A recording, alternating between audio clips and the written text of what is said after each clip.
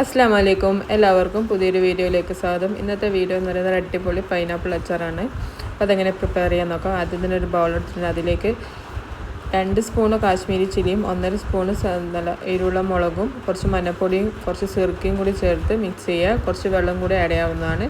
അത് മിക്സ് ചെയ്തിട്ട് അവിടെ മാറ്റി വെക്കാം. ഇനി ഒരു ചട്ടി എടുത്ത് അതിലേക്ക് വെളിച്ചെണ്ണ ഒഴിച്ച് ഉലുവയും കടുകും കൂടി പൊടിച്ചത് ഇട്ട് കൊടുക്കാം.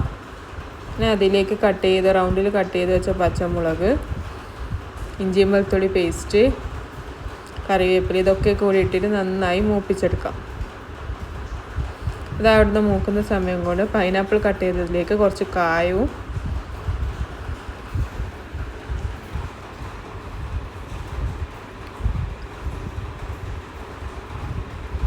ശർക്കര പൊടിയാണ് ആഡ് ചെയ്യേണ്ടത്. ഞാനിവിടെ ജാഗ്രി പൗഡറാണ് എടുക്കുന്നത്.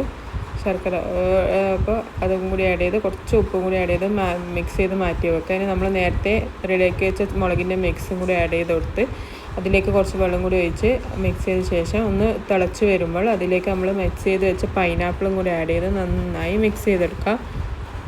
നല്ല രീതിയിൽ തന്നെ മിക്സ് ചെയ്തെടുക്കണം. പിന്നെ ലാസ്റ്റ് കുറച്ചും കൂടി സിർക്കയും കൂടി ഒഴിച്ച് നന്നായി മിക്സ് ചെയ്ത് എണ്ണയൊക്കെ തെളിയാൻ വേണ്ടിയിട്ടൊന്ന് വെയിറ്റ് ചെയ്യാം.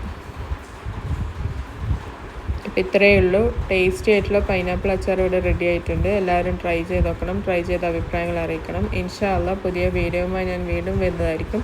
അസ്സലാമു അലൈക്കും. Bye bye. വീഡിയോ ഇഷ്ടമായ ലൈക്ക് ചെയ്യാനും ഷെയർ ചെയ്യാനും മറക്കരുതേ.